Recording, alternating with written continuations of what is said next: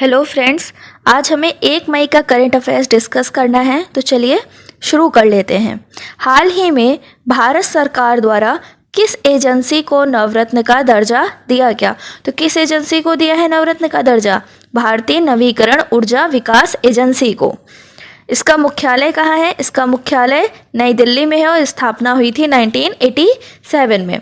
Next प्रश्न है, हाल ही में किस हवाई अड्डे को दुनिया का सबसे बड़ा हवाई अड्डा घोषित किया गया है?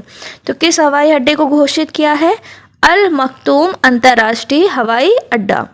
अल मखतूम अंतर्राष्ट्रीय हवाई अड्डा कहाँ स्थित है? अल मखतूम अंतर्राष्ट्रीय हवाई अड्डा यह दुबई में स्थित है।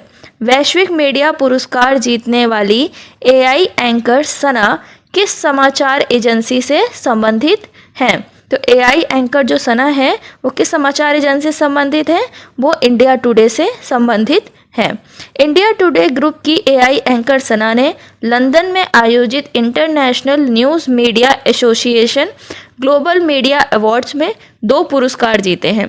पहला पुरस्कार क्या है? ग्राहक सामना वाले उत्पादों में एआई के सर्वश्रेष्ठ उपयोग की श्रेणी में जीता है। और दूसरा पुरस्कार AI led news room transformation के लिए दक्षिण एशिया में सर्वश्रेष्ठ पुरस्कार से सम्मानित किया गया है। नेक्स्ट प्रश्न है, 18वां तीरंदाजी विश्व कप चरण 1 प्रतियोगिता में भारतीय तीरंदाजों ने कितने पदक जीते हैं? तो तीरंदाजी विश्व कप चरण 1 प्रतियोगिता में भारतीय तीरंदाजों ने 8 पदक जीते हैं। अदर पॉइंट्स में भारत ने संघाई में आयोजित तीरंदाजी विश्व कप चरण 1 में 8 पदक, जिसमें 5 स्वर्ण, 2 रजत और 1 कांस्य पदक शामिल हैं, जीते हैं। भारतीय पुरुष स्कर्व टीम ने विश्व चैंपियनशिप दक्षिण कोरियाई टीम को हराकर तीरंदाजी विश्व कप चरण 1 में ऐतिहासिक स्वर्ण पदक जीता है। यह पिछले 14 वर्षों में भारत का पहला विश्व कप पुरुष टीम स्वर्ण है। आंध्र प्रदेश की ज्योति सुरेखा वेन्नम ने कंपाउंड स्पर्धा में स्वर्ण पदक जीता है। हाल ही में चर्चा में रहे इशाक डार का संबंध किस देश से है? तो इनका संबंध है पाकिस्तान से। पाकिस्तान के प्रधानमंत्री शहबाज शरीफ ने विदेश मंत्री इशाक डार को देश का उप प्रधानमंत्री नियुक्त किया है। नेक्स्ट प्रश्न है, अंतर्राष्ट्रीय नृत्य दिवस किस दिन मनाया जाता है? तो अंतर्राष्ट्रीय नृत्य दिवस 29 अप्रैल को मनाया जाता है। हाल ही में सरकार द्वारा एसबीआई कार्ड और टेलीकॉम कंपनियों के साथ किया गया समझौता संबंधित है। तो हाल ही में सरकार ने एसबीआई कार्ड और टेलीकॉम कंपनियों के साथ समझौता किया है ओटीपी धोखाधड़ी से संबंधित।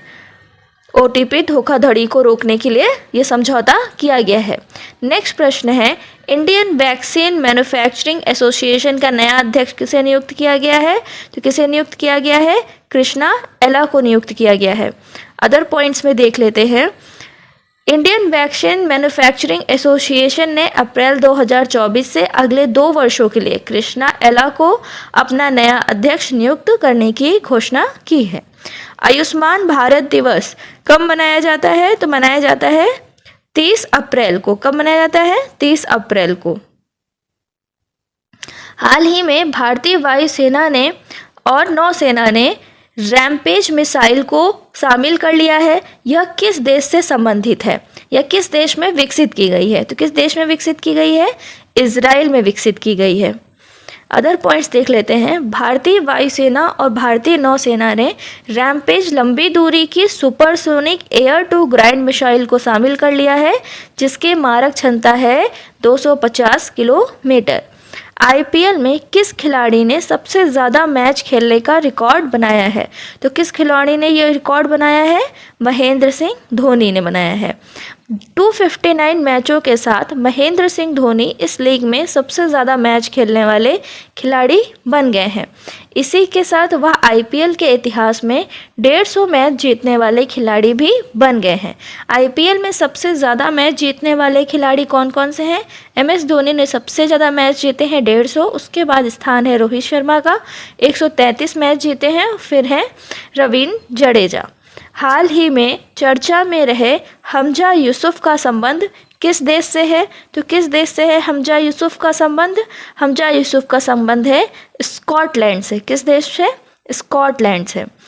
स्कॉटलैंड के पहले मुस्लिम प्रधानमंत्री और स्कॉटिश नेशनल पार्टी के नेता हमजा यूसुफ ने राजनीतिक उथल-पुथल के बीच अपने इस्तीफे की घोषणा की है। नेक्स्ट प्रश्न है, प्रसिद्ध बैंकर और जियो फाइनेंशियल सर्विस के अध्यक्ष केवी कामत को हाल ही में किस यूनिवर्सिटी द्वारा मानद डॉक्टरेट की उपाधि दी गई है? तो केवी कामत को Manipal academy of higher education द्वारा मानक डॉक्टरेट की उपाधि दी गई है। नेक्स्ट प्रश्न है, हाल ही में किस देश ने ट्रकों और भारी वाहनों पर लगाए गए अपने निर्यात को हटाने का फैसला किया है? तो किस देश ने हटाने का फैसला किया है? वो देश है श्रीलंका।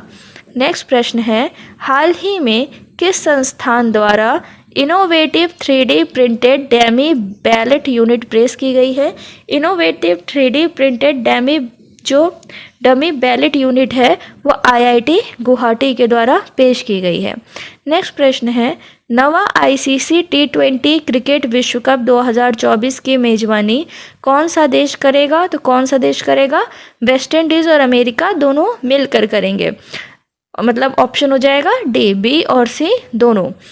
अजीत आगरकर की अध्यक्षता में 5 सदस्यीय सीनियर पुरुष क्रिकेट चयन समिति ने 2024 ICC पुरुष T20 क्रिकेट विश्व कप के लिए 15 सदस्यीय भारतीय टीम की घोषणा की, जिसका कप्तान किसे बनाया गया है? रोहित शर्मा को बनाया गया है।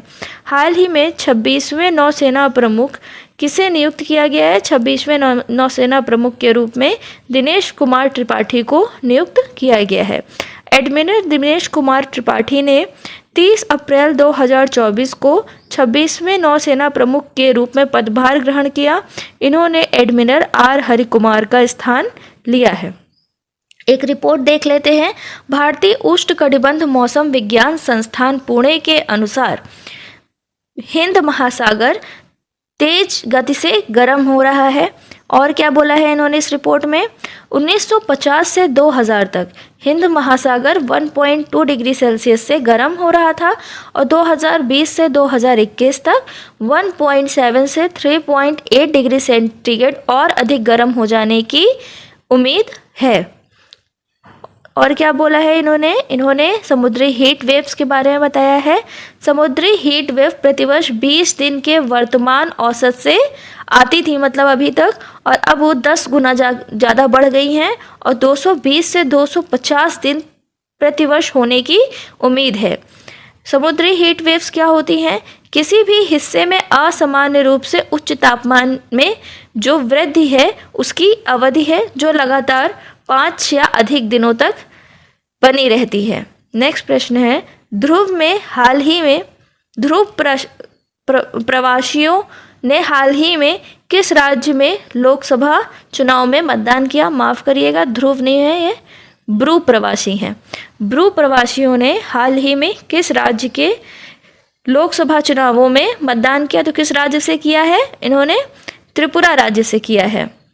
त्रिपुरा राज्य में बसने वाले ब्रू प्रवासियों ने अपने स्थायी पुनर्वास के बाद पहली बार लोकसभा चुनाव के लिए मतदान किया, जो केंद्र सरकार, त्रिपुरा और मिजोरम की राज्य सरकारों के से जुड़े 4 पक्षीय समझौते का परिणाम है। लगभग 32,000 ब्रू, जिन्हें रियांग के नाम से जाना जाता है, 1997 में जनजातीय संघर्ष के बाद मिजोरम से भाग आए थे और त्रिपुरा में शरण ली थी। हिताची पेमेंट सर्विस ने भारत में नए अपग्रेडेबल ATM का अनावरण किया है। तो आज 1 मई में इतने ही करंट अफेयर्स हैं। अब लाइक, शेयर और सब्सक्राइब करिए और कोई सुझाव हो तो अवश्य दीजिए।